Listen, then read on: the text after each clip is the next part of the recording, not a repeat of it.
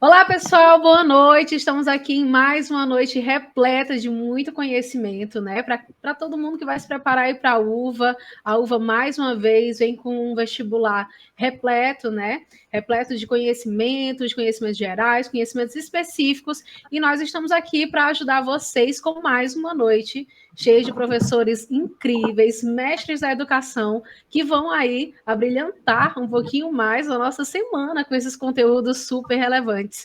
Então, hoje, né, vamos começar também com aquela aberturinha da nossa vinheta oficial, pode ser? Então, roda a vinheta.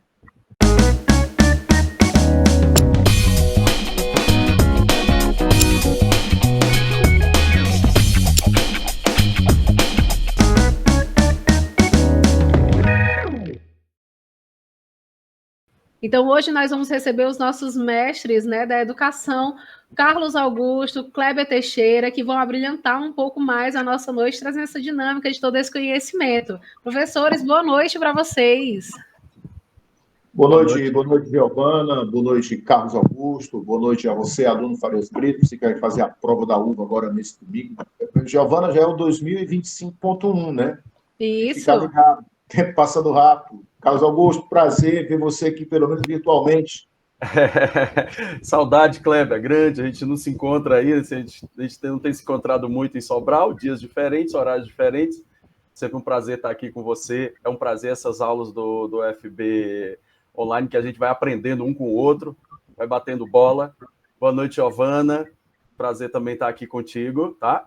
E boa noite para toda a moçada que vai fazer o vestibular da UVA aí, que está acompanhando aqui o time do Farias Brito.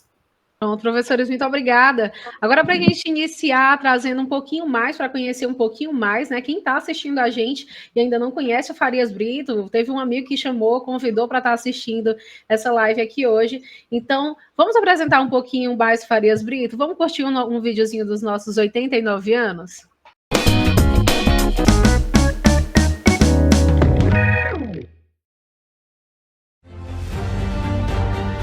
Farias Brito, 89 anos. Depois do 8, veio o 9. Depois de 1935, vieram 89 anos. Depois do curso preparatório ao exame de admissão, veio o Ginásio Farias Brito, na Rua Barão do Rio Branco. Depois, o Colégio Farias Brito e, em seguida, a faculdade. Depois, Centro Universitário na Avenida Farias Brito.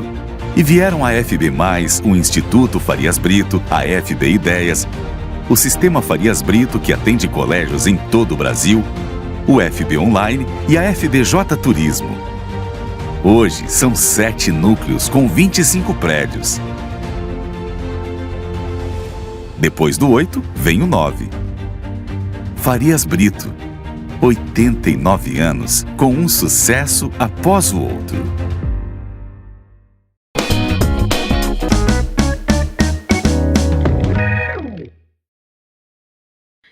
A gente já vai iniciar, tá, nossas questões aqui. Vamos começar com o professor Kleber Teixeira. Ele vai trazendo a nossa primeira questão da noite, tá? Professor Kleber, você já pode ficar à vontade para trazer esse conhecimento aqui para a gente, tá bom? Tudo bem, Giovana. Compartilhando aqui com os nossos alunos a nossa primeira questão de hoje. E aí, você que está acompanhando também pelo material, não apenas aqui pela videoaula. Vamos lá, vamos falar de quê? De revoltas emancipacionistas, ou seja, aquelas revoltas que a prova da UVA gosta muito de cobrar, que são as revoltas que pretendem a independência do Brasil. É muito importante o aluno Farias Brito ele ficar atento àquela informação contextual. Nós estamos, portanto, na segunda metade do século, isso mesmo, na segunda metade do século XVIII, e é exatamente nesse momento em que nós estamos tendo a crise do antigo regime, a propagação das ideias iluministas, os efeitos da independência das 13 colônias, ou seja, dos Estados Unidos, e da Revolução Francesa. Daí, olhando para a colônia, na segunda metade do século XVIII, é um momento em que você tem consolidado a transferência do eixo econômico, do Nordeste para o Centro-Sul. Não esqueçam que, desde 1763, a capital da colônia, da América Portuguesa, deixa de ser Salvador e passa a ser o Rio de Janeiro. E é nesse contexto também que você vai ter o declínio do ouro. Daí, então, nós temos duas revoltas que são, portanto, emancipacionistas. Nós temos a Inconfidência Mineira e nós temos, portanto, a Conjuração Baiana. Do que se trata, portanto, a questão? A questão ela está pedindo uma diferença. Isso mesmo. É muito comum nos vestibulares da nossa Universidade Estadual Vale do Acaraú pedir a diferença. Não é a diferença cronológica, porque a gente sabe que é um pouco espaço temporal. Não é uma diferença contextual. É exatamente aquilo que compõe socialmente e aquilo que propõe. Quem compõe, portanto, a Inconfidência Mineira? São senhores de lavras, latifundiários, comerciantes, ricos mineradores, alguns membros do clero, militares de média e de alta patente, diferentemente do que vai acontecer em Salvador, a Conjuração Baiana, também chamada de Revolta dos Alfaiates. Lá você tem o envolvimento de pessoas pardas, pessoas negras, pessoas que, logicamente, são dos setores subalternos. Daí, então, a diferença que a gente tem que entender está também representada na questão da escravidão. Isso tem muita pertinência nas provas de vestibular. Daí, então, a gente sabe que a Conjuração Baiana tem essa pegada mais social. Ele tem uma proposta, portanto, igualitária, tem uma preocupação social e, logicamente, pretendia, portanto, acabar com o trabalho escravo. Então, olhando para a questão, você já vai logo observando que a letra A é o nosso gabarito. Isso mesmo. Ou seja, preocupou-se mais com aspectos sociais, com a liberdade do povo e do trabalho. Ou seja, ele está aí, portanto, se referindo à questão do trabalho escravo. Tá ok, Giovana e Carlos Augusto? Ok, professor. Então a gente já vai para a próxima questão, professor Carlos Augusto. Já está preparado? Vamos sim. Queria só lembrar a questão aí do Kleber, me metendo na questão do Kleber Teixeira, é o seguinte, a última, o professor de linguagem, você sabe, né? O professor de linguagem vai sempre atentar para esses detalhes. Cuidado, gente, está se referindo aí à última questão, né? É importante sempre a gente lembrar, tá? Beleza? Cuidado também com palavras como respectivamente, são palavras que sempre aparecem na prova, né? A primeira diz respeito a segunda diz respeito a... Só para uma lembrancinha no plano. E também, Carlos Augusto, tem a questão do apenas, do somente. O apenas, né? Isso, exatamente, essas pequenas chaves. E aproveitando, Giovana e os nossos queridos alunos, que nós temos aqui um grande mestre da língua portuguesa, é bom também a gente lembrar, Carlos Augusto, que nós temos também, em consonância com a Inconfidência Mineira, nós também temos o movimento do arcadismo. Nós temos, portanto, Cláudio Manuel da Costa, Varenga Peixoto, Tomás Antônio Gonzaga, não é isso? Exatamente, Kleber. É importante a gente lembrar esses detalhes aí e a relação com a literatura. Beleza? Tá todo mundo vendo a minha questão aí? Tudo ok? Sim, professor. Tudo bem? Beleza.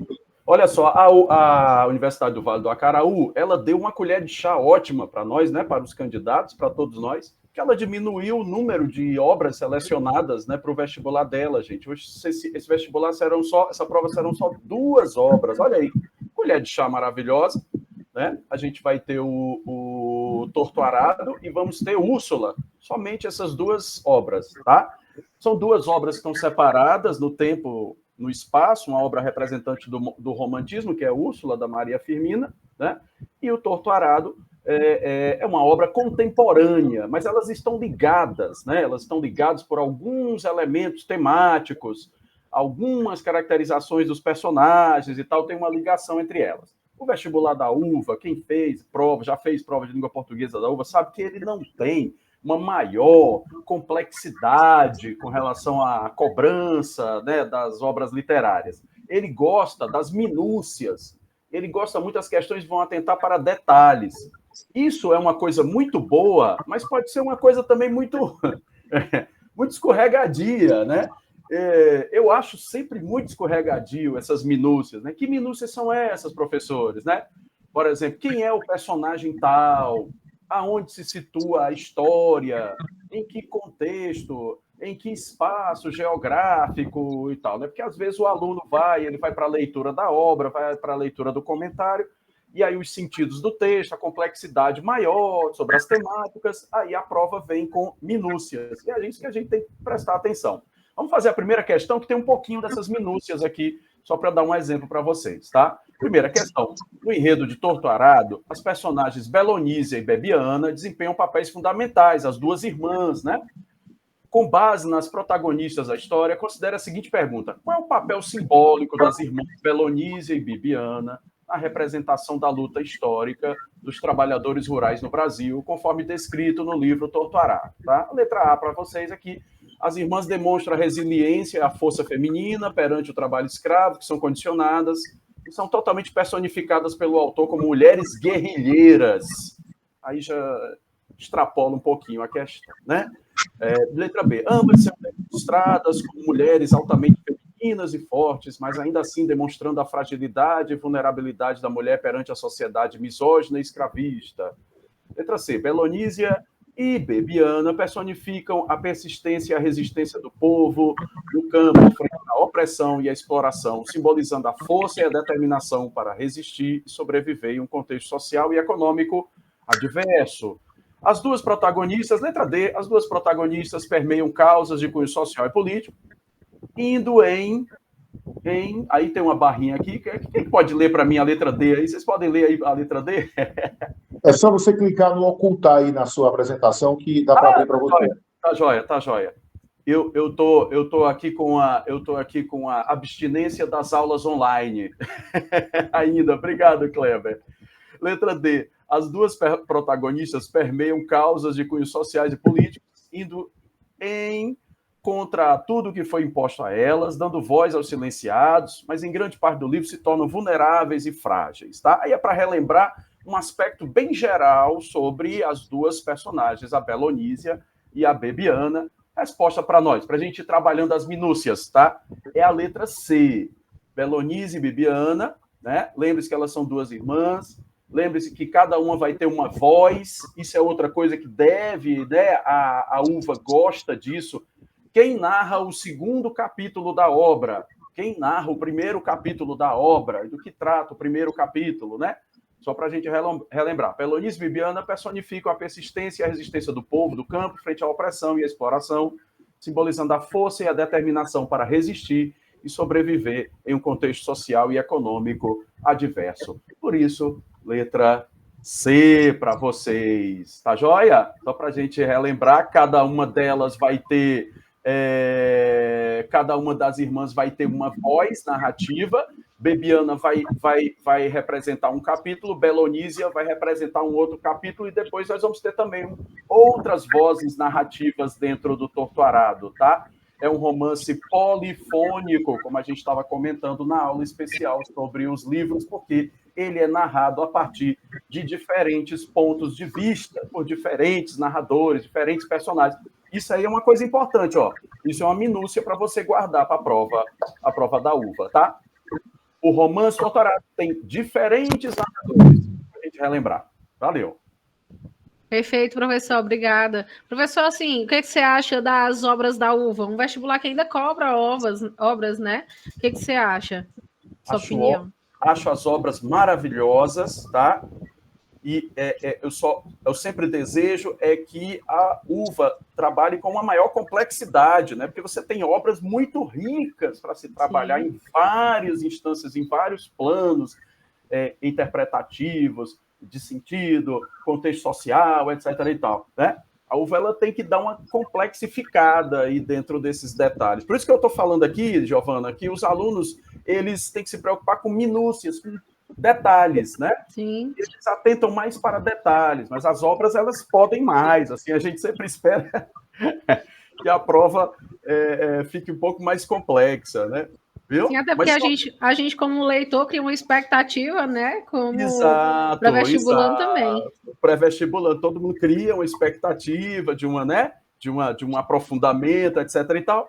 Aí a Uva vem com detalhezinhos, é o que eu disse para você. Esses detalhes, eles podem ser muito bons, mas eles são também escorregadios, entendeu? Sim, com certeza. E antes da nossa próxima questão, a gente vai dar uma olhadinha em outro vídeo muito especial, para vocês já irem entendendo que as nossas lições são para toda a vida. Então, roda o próximo vídeo.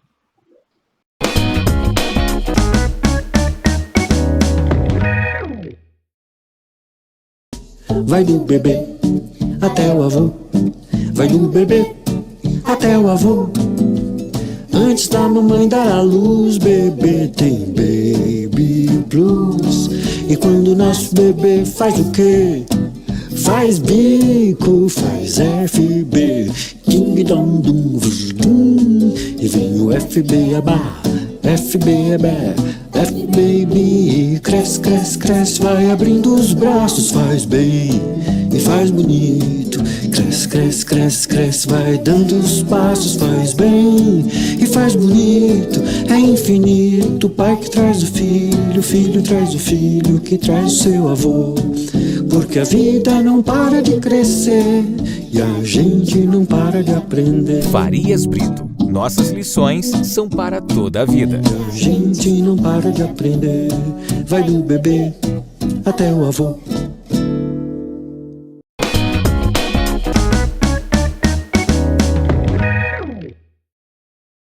Seguindo, nós vamos para a nossa próxima questão, agora trazendo história novamente com o professor Kleber Teixeira. Professor, qual será a nossa próxima questão?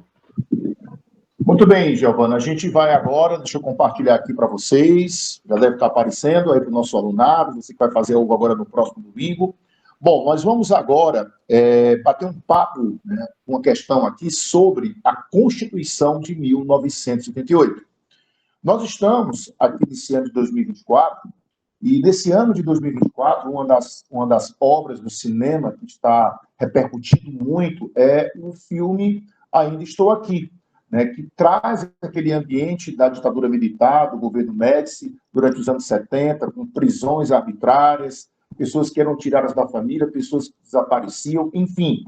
E é um filme que submete àquela reflexão do quão foi importante a redemocratização do país. Por quê? Porque muitas coisas que ficaram ocultas, muitas coisas que ficaram pelo caminho, muitas coisas que não foram esclarecidas, elas foram colocadas nessa fita, nesse filme, o que está fazendo com que essa nova geração, Giovana e Carlos Augusto, tenha também um contato, mesmo que seja via cinema, com essa reflexão sobre o quão bom para o nosso país é o Estado Democrático de Direito. E aí, dentro desse processo de transição do regime militar, de 64 até 85, nós tivemos um corte que foi exatamente ali a campanha das diretas já, que o povo brasileiro foi às ruas, pleiteando, portanto, o retorno das eleições diretas para presidente. Apesar do governo do general João Batista Figueiredo, o último dos 5 generais que comandou o Brasil, ter conseguido, né, articular a não aprovação da PEC, que era a PEC Dante de Oliveira, que daria o direito de o Brasil voltar a ter eleições presidenciais diretas logo ali em 85, mesmo assim foi eleito um candidato, portanto, de oposição pelo colégio eleitoral, pelo voto direto, que foi o Tancredo Neves. E aí aconteceu aquela fatalidade, o Tancredo faleceu, o Sarney, que era o antigo colaborador da ditadura, que tinha rompido só ali nos 48 do segundo tempo, assumiu a presidência da República e governaria até março de 1990. Mas aí tem uma coisa positiva no governo Sarney, apesar de todo aquele ambiente de frustração, todo aquele ambiente de desconfiança com a sua posse, mas nós tivemos o processo de redemocratização concluído. De que maneira? Principalmente do ponto de vista jurídico, com a promulgação da Constituição de 1988. Essa Constituição, portanto, promulgada no governo Sarney, elaborada por uma Assembleia Constituinte, ali em 88, é o tema da nossa questão de número 2 que você está acompanhando. Então, ela é uma Constituição que é chamada de Constituição Cidadã. Ela é muito detalhista, mas ela tem muitos aspectos de ganho social. Ela fala, por exemplo, sobre a proteção das comunidades quilombolas, a proteção da maternidade e da infância. Ela descentraliza muitas ações por parte dos entes federativos. Os municípios ficam com mais responsabilidades, né, na saúde, na educação, por exemplo. Enfim. E aí você nota que a prova da uva, como a gente está apresentando aqui no slide para vocês, ela tem proposição 1, 2 e 3. Não é isso? E aí você pode perceber que todos os itens estão corretos. A nossa resposta, portanto, fica sendo a letra D. Mas, Kleber, aqui está dizendo que o voto foi estendido para quem? Para os analfabetos. Perfeito. Até então, até os anos 80, o analfabeto não votava no Brasil. Hoje o analfabeto vota, mas não esqueça, o voto é facultativo para ele. E também a maioridade eleitoral foi reduzida na Constituição de 88 para 16 anos. E aí, como a gente estava falando agora há pouco, da importância, né, gente, dessa reflexão sobre tortura, sobre racismo, temáticas que são sempre colocadas na mesa do debate político educacional do nosso país, tortura e racismo, de acordo com a Constituição, começou a ser o quê, gente? Crimes inafiançáveis. E, logicamente, houve uma preocupação maior com os grupos indígenas, com o meio ambiente, enfim, dá para se perceber o quanto que essa Constituição ela avança em garantias, em direitos, em deveres e até em aspectos importantes, como é o caso do meio ambiente. Portanto, Giovana e amigos do Farias Brito, aí você pode notar que todos os itens estão, portanto, corretos, ok? Ok, professor, perfeito. Então a gente já vai fazer esse gancho agora para português novamente, né?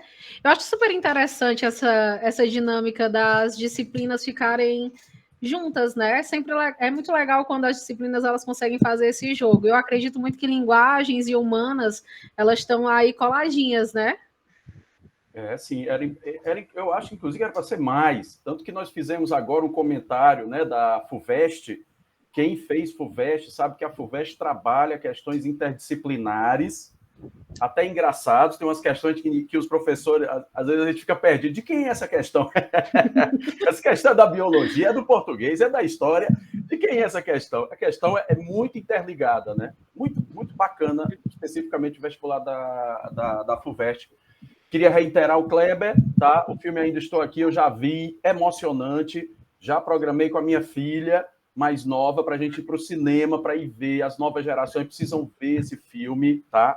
Ele é uma grande lição para isso que o Kleber falou, né? Quando você mancha os direitos individuais, o Estado, né? O Estado de Direito, quando você rasga a Constituição e tal, a vida das pessoas, uma vida minha, de vocês, de qualquer um, completamente alterada, assim, é até assustador e tal. Importantíssimo o filme Ainda Estou Aqui, tá? Mas vamos aqui para a nossa questão, nossa próxima questão aqui de língua portuguesa, tá?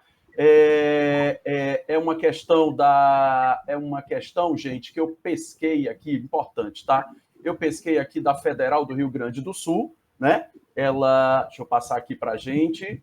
Pesquei da Federal do Rio Grande do Sul. E um detalhe, por quê, né? Por que eu trouxe ela para cá, tá? Para a gente rever essas minúcias que eu falei, esses pequenos detalhes que eu falei, que a UVA gosta, né, de cutucar, que eu disse, né, que são detalhes que são, a gente acha que às vezes superficial, mas às vezes são cascas de banana para o nosso candidato, para o nosso aluno. Então, essa questão é muito interessante para a gente focar exatamente em detalhes do enredo e tal. Uma questão da Federal do Rio Grande do Sul, de 2019, sobre o romance Úrsula, da Maria Firmina dos Reis, né? A Maria Firmina ela foi reabilitada, é uma escritora romântica, reabilitada aqui no final do século XX e agora no começo do século XXI, essas nossas 2 décadas, vários vestibulares estão focando nessa escritora, né? É uma escritora que é uma novidade dentro daquilo que é a lista dos grandes autores do romantismo. Os grandes autores do romantismo, sempre homens, né? Sempre homens brancos de uma determinada elite. Aí aparece essa figura, essa surpresa que é a Maria Firmina dos Reis, tá? Sobre o romance Úrsula, vamos assinalar VOF, para a gente, ir naqueles detalhezinhos que eu estou falando aqui o tempo todo para vocês, tá? Vamos ver aqui o primeiro item, ó. O romance é narrado em primeira pessoa por Úrsula, jovem negra escravizada e depois alforriada por Tancredo. Já tem uma confusão, isso aí já é uma confusão danada. Senhor, com quem a protagonista se casa. Não, já começou tudo errado aí, ó. O romance é narrado, gente. Não, o romance já está falso. O romance é narrado em terceira pessoa, tá? Para a gente relembrar. E isso a UVA pode cobrar de você. Romance pode colocar uma questão exigindo esse detalhe, tá? O romance é narrado em terceira pessoa, gente, tá? O narrador fora, o narrador observador. Vamos para o próximo item? A linguagem apresenta variedade de registro. Personagens negras comunicam-se de forma coloquial, personagens brancas adotam a norma culta da língua. Resposta falsa, tá? A Maria Firmina dos Reis é uma autora do século XIX, ela mantém a formalidade da linguagem, tanto nos personagens brancos quanto nos personagens negros escravizados, tá?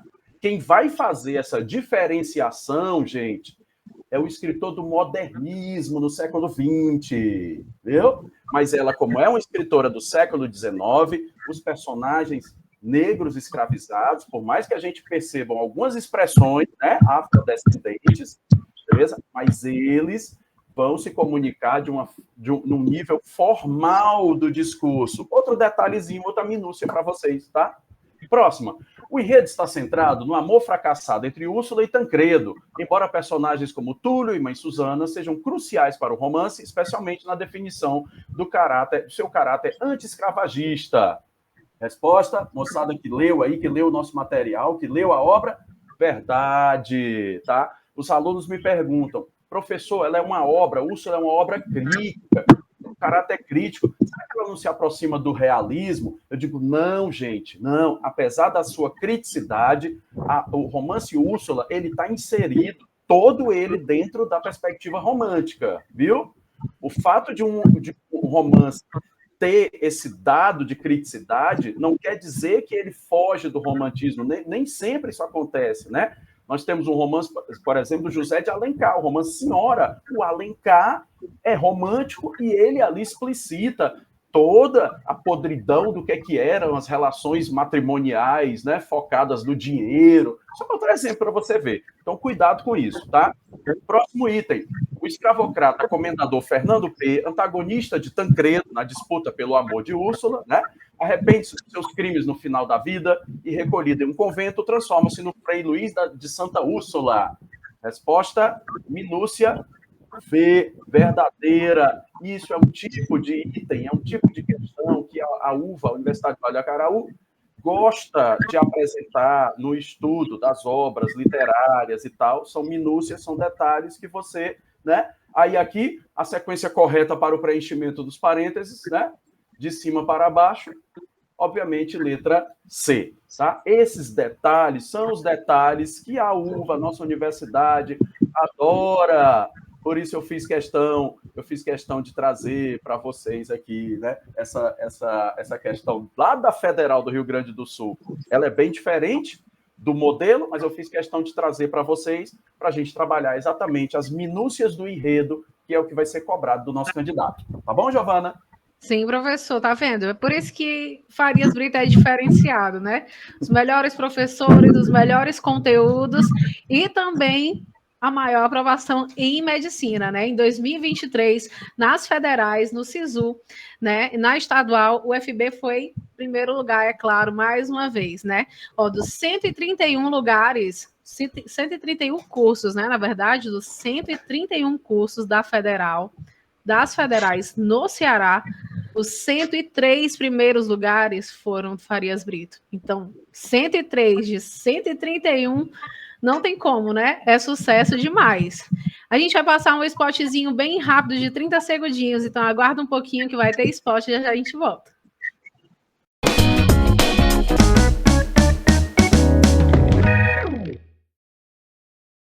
Meu nome é Jamile, minha avó é professora aposentada e minha mãe também é professora, em Nova Russa, Ceará. Com essas duas mulheres, aprendi o amor e o sonho que agora eu realizei. Sonhos realizados levaram o Farias Brito, em 2023, à maior aprovação em medicina nas federais do Ceará e na estadual, e ao primeiro lugar em medicina na UFC Fortaleza, na Federal do Cariri e na Unifor. Farias Brito. Falou medicina, falou Farias Brito.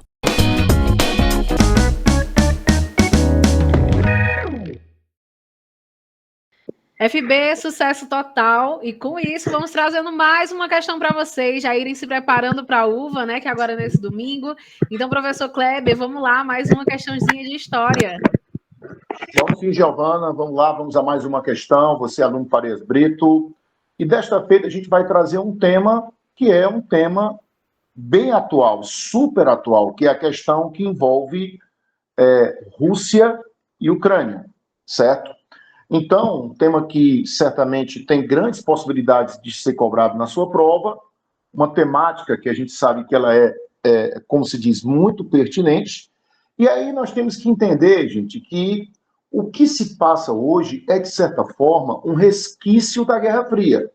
Mas, Cléber Teixeira, a Guerra Fria ela terminou em 89, do ponto de vista simbólico, com a queda do Muro de Berlim. Ou então, em 1991, do ponto de vista mais técnico, com o fim da antiga União Soviética. Sim, mas nós temos que entender que a Rússia, nos últimos 25 anos, ela passou por muitas transformações. A Rússia, ela é um país capitalista, tem o seu poder econômico e, logicamente, em torno do Vladimir Putin, que está no comando do país há mais de 20 anos, existe, logicamente, uma aristocracia, podemos assim dizer, um grupo de oligarcas, que são grupos que são privilegiados, que têm muitos negócios com o Estado e que, logicamente, precisam de uma Rússia forte. Daí o Vladimir Putin ele não está só, ele tem todo esse apoio político por trás. Daí, então, para se impor dentro da dinâmica internacional e até mesmo fazer com que a Rússia continue sendo aquilo que foi a União Soviética durante a Guerra Fria, ou seja, um local com forte poder de influência geopolítica e também histórica, ele vai, logicamente, ainda mais nos últimos 10 anos, a partir do momento em que a Rússia passou a ser uma grande vendedora de gás para a Europa, uma grande uma potência do ponto de vista das fontes de energia, como é o caso até mesmo do petróleo, então ela passou a ter uma preocupação maior naquilo que era a antiga União Soviética, naquilo que eram os países que estavam no seu entorno. E o alvo é a Ucrânia. Por que a Ucrânia? Porque a Ucrânia ela tem uma relação econômica muito forte, ela é estratégica para que o gás seja vendido e passe por dentro do território ucraniano vendido da Rússia para o restante da Europa. E existe também aquela questão lá atrás, de 2014, 2015, quando a Rússia, do Putin, ela apoiou, portanto, que a região da Crimeia, que é uma população de maioria russa, que fala, inclusive, a língua russa, que é uma das coisas que mais é a defesa do Vladimir Putin para ter intervido lá atrás, em 2014, 2015, estimulando, portanto, um plebiscito lá dentro da Crimeia, que pertencia à Ucrânia, para que ela passasse a ser administrada por quem? Pela Rússia. Então, tudo isso é um reflexo da Guerra Fria, por quê? Porque ela quer, portanto, manter uma área de influência. E essa estratégica Ucrânia, que fica ali no leste europeu, que faz, logicamente, fronteira com a Rússia, ela vem nos últimos anos procurando uma aproximação com quem? Com o Ocidente. Se lá atrás, em 2014, havia uma aproximação com a União Europeia, agora, você sabe que o Zelensky, o atual dirigente, ele ensaiava, portanto, o quê? A entrada da Ucrânia na OTAN, o que seria até uma ameaça, de acordo com o discurso do Vladimir Putin. Então, a questão de número 3 do material de vocês traz, logicamente, um enunciado que já coloca você dentro do contexto histórico. E aí vem a pergunta para grande parte dos analistas políticos internacionais: o ataque da Rússia contra os ucranianos foi motivado por interesse do presidente Putin em quê? Não é retomar a Crimeia. A Crimeia já é uma província autônoma desde 2014, 2015, quando o processo foi consolidado. Na realidade, ele quer evitar uma aproximação, podemos até dizer uma ocidentalização da Ucrânia e sua possível entrada, portanto, na OTAN. Então, a resposta, nosso gabarito fica sendo, portanto, a letra B. Tome nota, você, aluno Farias Brito, você que está acompanhando, logicamente, aqui a nossa videoaula, Giovana. O Farias Brito é o primeiro lugar do Brasil no Enem em 8 anos consecutivos e 14 vezes campeão em 16 edições do Top of Mind. O FB é o maior vencedor da categoria. Ser o colégio preferido pelos cearenses nos enche de orgulho e de gratidão, um reconhecimento que nos traz a certeza do quanto tem valido a pena dedicar 89 anos à formação de gerações de estudantes, né? E vamos lembrar também da gente fazer esse momento de interação, já que a gente está sendo esse Top of Mind mais um ano, né? Você que está aí acompanhando a nossa live, a nossa aula, manda aqui no chat, né? De qual cidade você está assistindo essa live, né? De onde é que você está falando? Será que tem alguém do Ipu? Será que o pessoal do Ipu está assistindo, hein, Kleber? Oxente, tem que estar, né? Então, o conterrâneo. sim. Enquanto isso, né, a gente já vai fazendo esse momento também para trazer as próximas questões, as nossas finalizações, nossas duas últimas questões, iniciando aí com o professor Kleber. Eu vou fazer a saideira, né, professor? Agora seria o Carlos Augusto, é isso? Sim. Vamos lá. Mais uma questão aqui para vocês. Vamos lá, professor. Mais uma questãozinha aqui, deixa eu ver o que é que eu trouxe aqui para vocês. A gente vai voltar um pouquinho para o torto arado, né?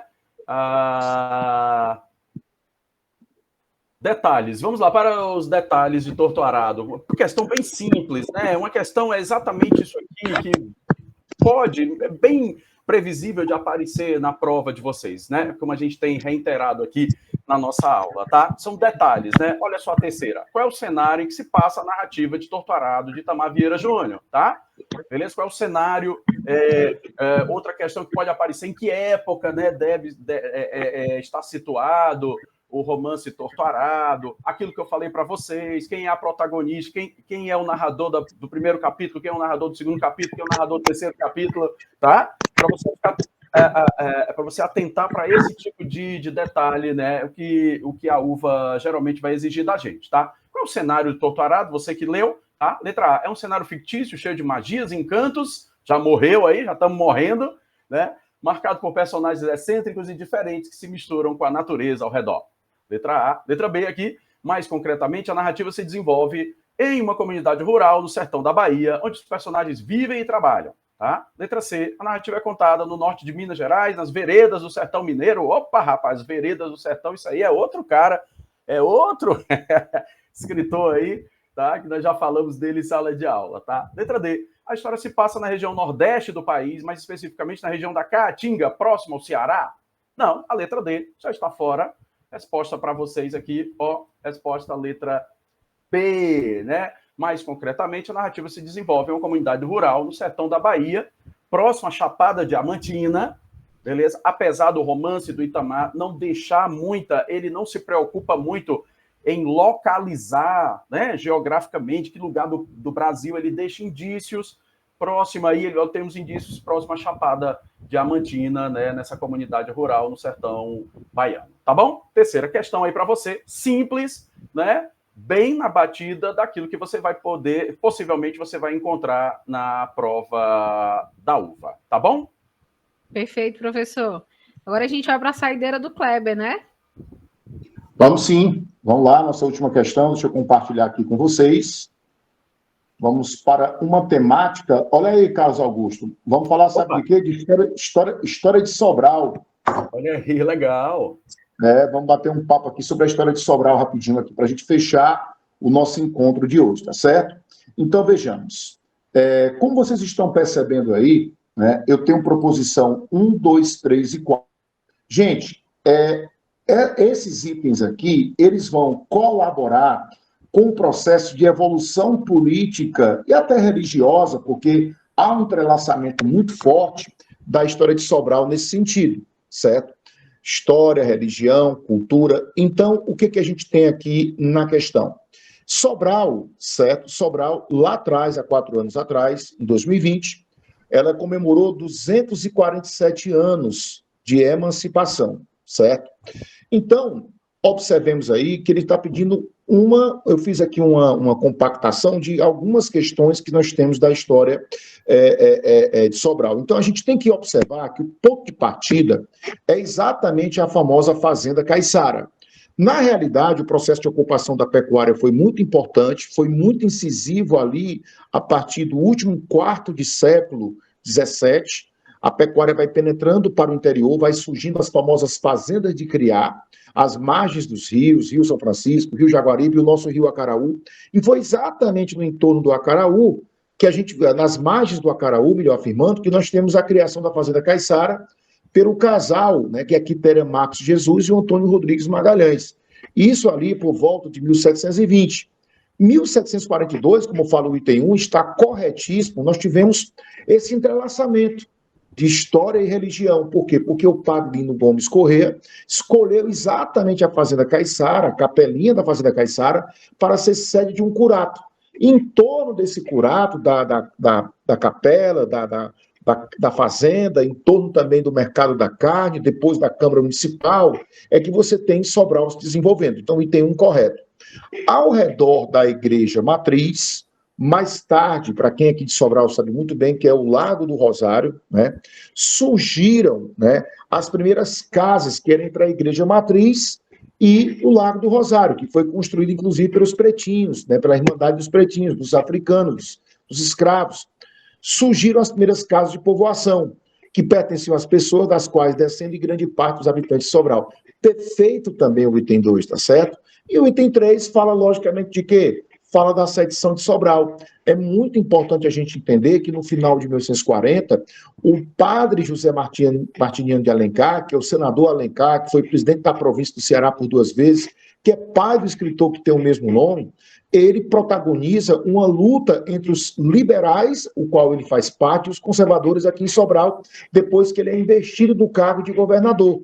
Havia uma resistência na entrega dos cargos, inclusive do coronel Francisco Xavier Torres, que era inimigo político dele, o que fez com que aqui nas ruas de Sobral, no que hoje é a Avenida Dom José, nós tivéssemos esse conflito, que é conhecido, portanto, como sedição de Sobral.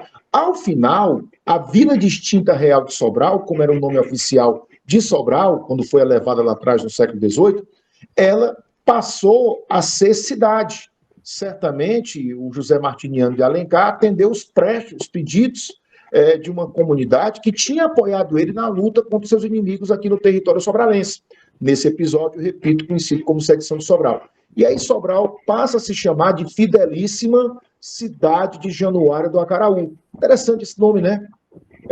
Só que no ano seguinte, depois do apelo da população, o nome voltou a ser apenas Sobral. Mas a elevação à cidade foi mantida, como assim ainda hoje em dia, a cidade é Aparecida do Norte, a capital da região norte, como nós costumamos aqui auto-intitular.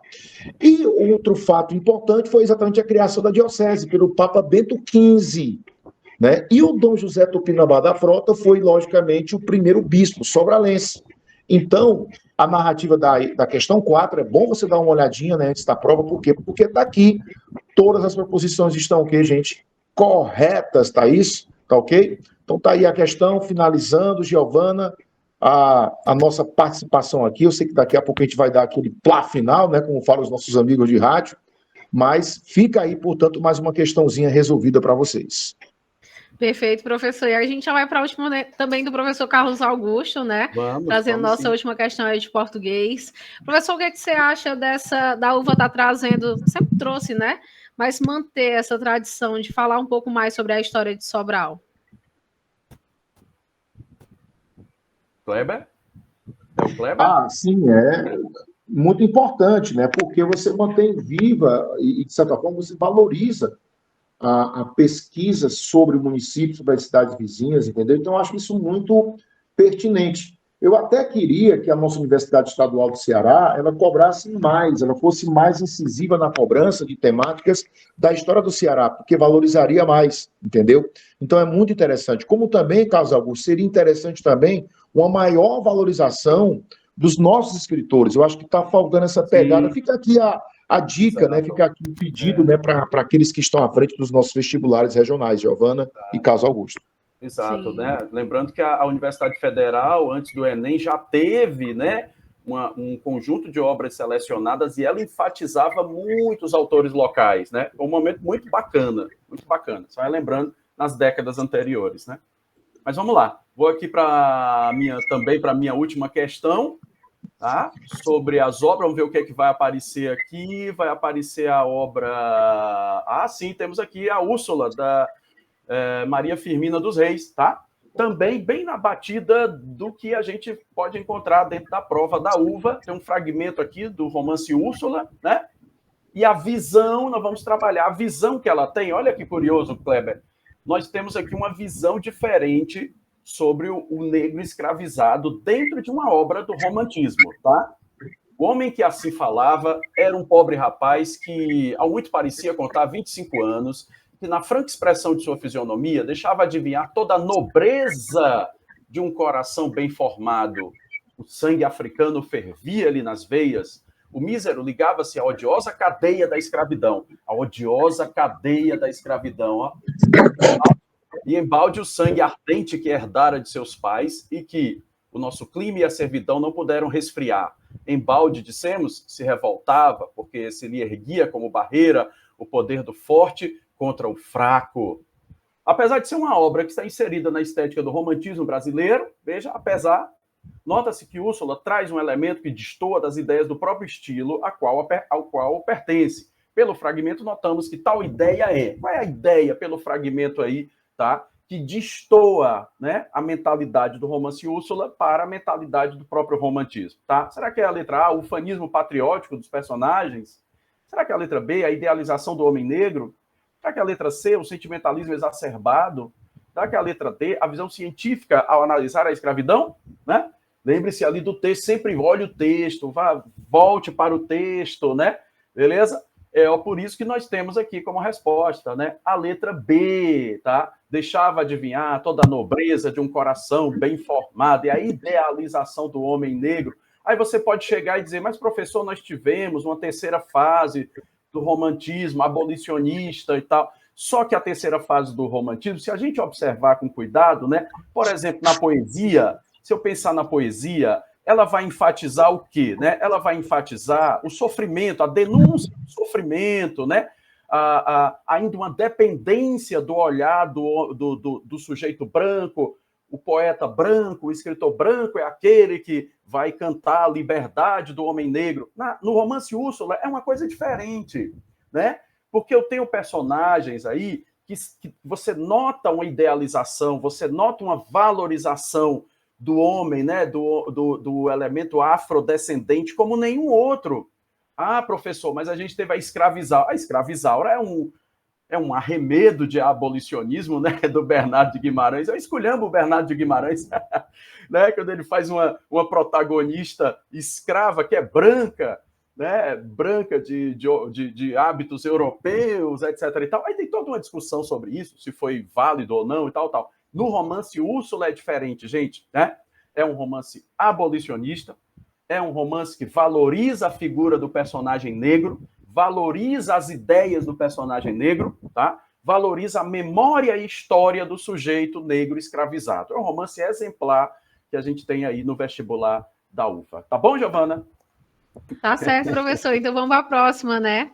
A próxima sede, tá bom?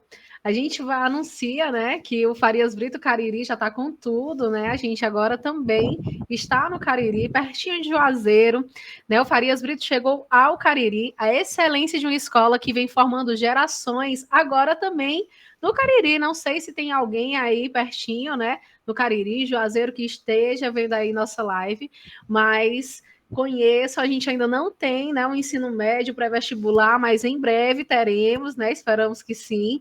Então fiquem aguardando aí o pessoal do pré-vestibular da parte de Juazeiro, Cariri, que daqui a pouco, daqui uns aninhos, tá?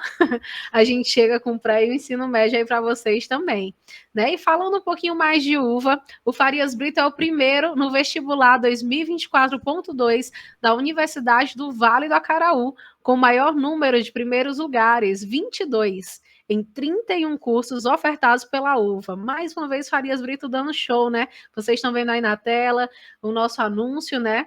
Então, de 31 cursos, 22 primeiros lugares são do Farias Brito. A gente vê aí muitas carinhas conhecidas, né? A gente vê a Andressa, o Jonas. Então, é sempre bom a gente estar vendo também os meninos aqui da sede se destacando bastante, pessoal de Sobral. Então, professores, eu queria muito agradecer, né, a presença de vocês. Muito obrigada a todo mundo, né, que assistiu aqui essa live conosco. A gente vai deixar o gabaritozinho, né, aí na tela para vocês, o gabarito das questões à noite, né? Então, professores, muito obrigada, professor Kleber Teixeira, professor Carlos Augusto. Vocês gostariam de falar alguma coisa para os meninos, desejar uma boa prova? Obrigado, Giovana. Obrigado, Kleber. É um prazer estar aqui com você, grande KT. Obrigado ao pessoal do FBTV, obrigado ao Clemi, todo mundo que deu uma força para isso aqui acontecer, tá joia? Eu não costumo desejar boa sorte. Quem precisa de boa sorte é os alunos dos concorrentes. Aluno FB precisa de leitura, atenção e muita paciência, porque aí o seu lugar já está garantido. Tá bom? Eu também deixo um abraço para você, aluno Farias Brito, a você que está acompanhando aí a aula, né? Sucesso na prova, muita paciência, como o Carlos Augusto falou, leitura com calma, tranquilidade, enfim, vai dar tudo certo. Você sabe, Farias Brito está sempre com você. Perfeito, professores, muito obrigada, tá? Pessoal, então, até a próxima, né? Uma boa prova a todos que farão aí a UVA, né? Todas as noites a gente está aqui desejando essa boa prova. Acho que para ser acumulativo, para quando for no domingo, todo mundo está com essa energia total, essa energia renovada. Então, até a próxima. Um super beijo. Tchau, tchau.